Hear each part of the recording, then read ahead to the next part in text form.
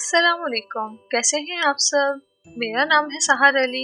Urdu story channel सहर voice में आप सबको खुशामदीद। हमारी वीडियोस आपको अच्छे लगे तो वीडियोस को लाइक करके चैनल को सब्सक्राइब कर दें और नई आने वाली वीडियोस के अपडेट के लिए बेल आइकन को भी प्रेस कर दें। जिन्नात भी अल्लाह पाक की मखलूक है। हमें कोई हक नहीं पहुंचता कि हम उन्हें तकलीफ दें, उन पर तंजबाजी करें या उन्हें बेघर करें। जैसे हम इंसान अपनी फैमिली में रहना पसंद करते हैं और अपनी फैमिली की खुशी के लिए दिन रात अनथक मेहनत करते हैं, ऐसे ही वो भी अपनी फैमिली को, अपने घर को किसी से शेयर करना पसंद नहीं करते। ऐसे ही एक जिन्नज़ादी की कहानी आज मैं आप सबको सुनाने जा रही हूँ। कहानी को मुकम्मल जानने के लिए मुकम्मल सुनिएगा और अपनी राय का इजहार कमेंट बॉक्स में ज़रूर कीजिएगा। हमें आपके कमेंट्स का इंतज़ार रहेगा। तो चलिए कहानी को शुरू करते हैं।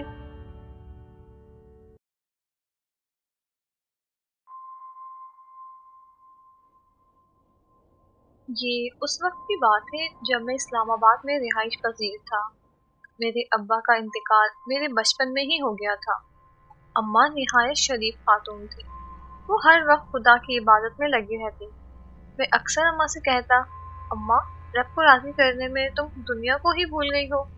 मगर वो मुझे हमेशा कहती कि बेटा, अल्लाह के जिक्र में ही दिलों को सुकून मिलता है। इस्लामाबाद के गांव में रहते हमें तकरीबन 22 साल का अरसा हो गया था। मेरी नौकरी ऐसी थी कि मुझे शहर शहर पार होना पड़ता था, मगर अब तो मेरा तबादला इस्लामाबाद से शहर कराची में हो गया था। घर मुझे कंपनी वालों की तरफ से मिला था और मैं अम्मा को लेकर कराची वाले घर में शिफ्ट हो गया। कराची इस्लामाबाद से दूर था, तभी मुझे साजो सामान और अम्मा को अपने साथ लेकर जाना पड़ा। मगर घर की हालत देखते अब मुझे अपनी जल्दबाजी पर अफसोस हो रहा था कि घर की हालत ऐसी ना थी कि वहाँ कोई इंसान एक दिन भी रह सकता। अब मुझे एक नई परेशानी लाहक हो गई। मेरे पास और कोई दूसरा रास्ता नहीं था। कराची में मेरा एक पुराना दोस्त रहता था। मेरे जहन में एकदम उसका ख्याल आया तो मैंने झट से फोन कर उसे फोन मिलाया। उसने फोन उठाते ही हाल दरियाफ्त किया तो मैंने उसको अपनी कहानी बयान कर दी।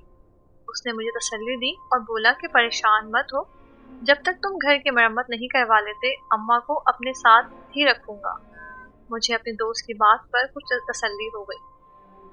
मैंने अम्मा को दोस्त के हमरा उसके घर रवाना कर दिया और खुद घर की हालत दुरुस्त करने में लग गया। घर को साफ सुथरा करवाते और रंग रोगन करवाते मुझे तकरीबन एक हफ्ता लग गया था। घर की तो कुछ शक्ल सूरत निकल आई थी, मगर हैरत की बात ये थी कि मेरे घर के आसपास कोई दूसरा घर मौजूद ना था। हर तरफ खुला मैदान था। मुझे अपनी कंपनी वालों पर भी हैरत हो रही थी कि मुझे दुनिया के किस कोने में फेंक दिया है। मुझे फिक्र थी तो बस अम्मा की कि वो उम्र के इस हिस्से में तन्हो तन्हा बेयाबान जगह पर कैसे रहेंगी। मुझे काम से आते सवेर हो जाती थी, मगर अब कुछ नहीं किया जा सकता था। मैंने सोच लिया था कि नौकरी सेट होते ही मैं किराए का घर ले लूंगा और अम्मा को किसी आबादी वाली जगह पर ही रखूंगा। सारा दिन काम काज कर कर अब तो मैं बिल्कुल ही थक चुका था। मैंने अपने कमरे में आया और रात का खाना खाए बगैर ही सो गया। मैं अभी नींद में ही था जब मुझे दरवाजे के पास से एक साया सा गुजरता नजर आया। मुझे लगा ये मेरा वहम है और मैं गहरी नींद सो गया। अगली सुबह मेरी आँख घर का दरवाजा खटखटाने पर खुली। न जाने कौन था जो सुबह ही सुबह बेदर्दी से दरवाजे को पीच रहा था। मुझे अपनी नींद में ये मदाखलत पसंद तो ना आई, मगर मजबूरन उठकर देखना पड़ा। दरवाजा खुलते ही हैरत की इंतहा न रही जब सामने मेरा दोस्त अपने हाथ में शॉपर लिए घर में दाखिल हुआ और बोला कि नाश्ता कर लो। मुझे अपने दोस्त की मेहरबानी पर टूट कर प्यार आया। मैंने उसका शुक्रिया अदा किया और उसको भी अपने साथ बैठकर नाश्ता करने का बोला। वो जब तक नाश्ता निकाल रहा था मैं जल्दी से जाकर मुंह हाथ धो आया। घर तो काफी अच्छा सेट कर लिया है तुमने, और कब तक यहाँ रहने का इरादा है? दोस्त की बात पर मेरा नाश्ता करते हुआ हाथ अपनी जगह ठहर गया। मैंने हैरत से अपने दोस्त की तरफ देखा और मारे तजस्सुस उसे सवाल करने लगा, आखिर वो क्यों पूछ रहा है? اس نے مجھے بتایا کہ اس گھر کے بارے میں کچھ اچھی خبریں نہیں مل رہی۔ لوگوں کا کہنا ہے یہاں جنات کا سایہ ہے۔ میں نے چونک کر اپنے دوست کی طرف دیکھا اور پھر مسکرانے لگا۔ اپنے دوست سے کہا کہ لوگوں کا کام ہے من گھڑت کہانیاں سنانا، یہاں ایسا کچھ نہیں ہے۔ میں نے رات گزاری ہے، مجھے تو ایسا کچھ محسوس نہیں ہوا۔ دوست نے بھی ہاں میں سر ہلایا۔ ہم دونوں کا ناشتہ ہو چکا تھا۔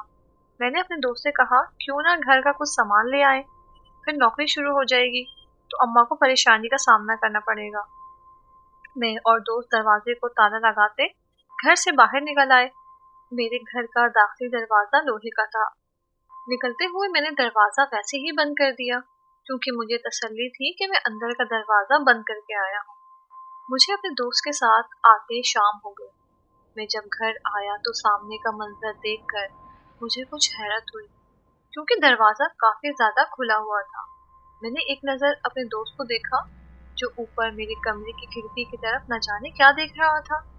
اس کے عقب میں نے بھی اپنے کمرے کی کھڑکی پر نظر دوڑائی تو مجھے کافی حیرت ہوئی جب وہاں پردے کے پاس کوئی سایہ نظر آیا۔ ایسا معلوم ہوتا تھا جیسے وہ کسی صنف نازک کا وجود ہے۔ میں اور میرا دوست ایک دوسرے کا چہرہ دیکھنے لگے۔ دوست نے میرے کمرے میں جانے سے صاف انکار کر دیا۔ مجبوراً مجھے اکیلے ہی گھر جانا پڑا۔ میں جلدی سے سارا سامان رکھتے ہوئے اپنے کمرے کی طرف بڑھا۔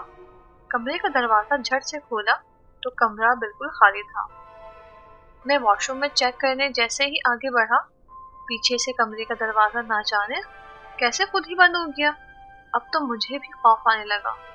میں نے اپنا پورا زور لگا دیا دروازہ کھولوں، مگر بے سود۔ میں نے زور زور سے دروازے کو پیٹنا شروع کر دیا، ساتھ ہی ساتھ اپنے دوست کو بھی آوازیں دے رہا تھا، مگر جیسے باہر کوئی موجود ہی نہ تھا۔ میرے دوست تک میری آواز بھی نہیں جا رہی تھی۔ ایک دم مجھے اپنے پیچھے سے بہت پاس سے ایک عورت کے رونے کی آواز آنے لگی۔ ساتھ ہی ساتھ دروازے پر کسی کا کالے رنگ کا سایہ بھی محسوس ہو رہا تھا۔ میرا سانس پھول چکا تھا۔ میں کانپتے وجود کے ساتھ مارے خوف کے آہستہ آہستہ مڑ کر دیکھا تو میرے پیچھے کوئی نہیں تھا۔ میں نے جیسے ہی دروازے کی طرف چہرہ کیا، میری چیخوں سے پورا گھر ایک بار ہل کر رہ گیا کیونکہ ایک بہت ہی خوفناک قسم کی عورت میرے سامنے سفید لباس میں کھڑی تھی۔ عورت کا چہرہ نظر نہیں آ رہا تھا کیونکہ اس نے اپنا آدھا چہرہ اپنے بالوں سے ڈھانپ رکھا تھا۔ میں ڈرتے ہوئے الٹے قدم پیچھے ہونے لگا تو وہ جن زادی اونچا اونچا رونے لگی اور بولی، یہ گھر میری ملکیت ہے، جو یہاں آتا ہے مجھے پریشان کر دیتا ہے۔ تم بھی مجھے پریشان کرنے آئے ہو نا؟ میری اماں کا انتقال ہو گیا ہے، میں ان کے لیے بہت دکھی ہوں، مگر یہ انسانی مخلوق جس کو اشرف المخلوقات کہا جاتا ہے مجھ لاچار اور بے بس کو بہت پریشان کرتے ہیں۔ میری سمجھ میں کچھ نہیں آ رہا تھا کہ اس جنسادی کی بات پر اس کو حوصلہ دوں تو کیسے۔ میں نے اکھڑتے سانس کے ساتھ بس اتنا کہا کہ میں تمہیں پریشان نہیں کروں گا اور جلد یہ گھر چھوڑ جاؤں گا۔ جنزادی خاموش ہو گئی اور اچانک نہ جانے کہاں غائب ہو گئی۔ میں جلدی سے اٹھا اور دروازے کو پوری طاقت کے ساتھ کھولنے کی کوشش کی، مگر یہ کیا، دروازہ میری نرمی سے ہاتھ لگانے پر ہی کھلتا چلا گیا۔ میں نے اگلے روز اپنے دوست کے ساتھ جا کر مولوی صاحب سے گھر کے بارے میں بات کی تو وہ جگہ کے نام سنتے ہی ایک دم سنجیدہ ہو گئے اور بولے کہ وہ جگہ جنات کا راج ہے اور یہ گھر کسی مظلوم سے چھینا گیا تھا۔ وہ بھی اپنے پورے خاندان کے ساتھ یہاں رہتی تھی، لیکن لوگوں نے اس کا رہنا جہنم بنا دیا۔ مجھے لوگوں پر بہت افسوس ہوا۔ میں نے عہد کر لیا کہ اس عورت کو تنگ کرنے کے بجائے میں کہیں اور گھر لے لوں گا، اور میں نے اپنے دوست کے علاقے میں ایک گھر کرائے پر لے لیا اور اماں کو وہاں لے کر چلا گیا۔ اللہ کا شکر ہے ہمیں اس نے کوئی تکلیف نہیں پہنچائی۔ میں نے وہ گھر چھوڑ دیا، مگر اپنے ذہن سے وہ رات کا واقعہ کبھی نہیں نکال سکا۔ گائز، آپ کو ہماری سٹوری کیسی لگی کامنٹ باکس میں ضرور بتائیے گا، اور پلیز لائک ضرور کر دیے گا اور سبسکرائب بھی کر دیے گا۔ اپنے اور اپنے پیاروں کا بہت خیال رکھیں۔ اللہ حافظ۔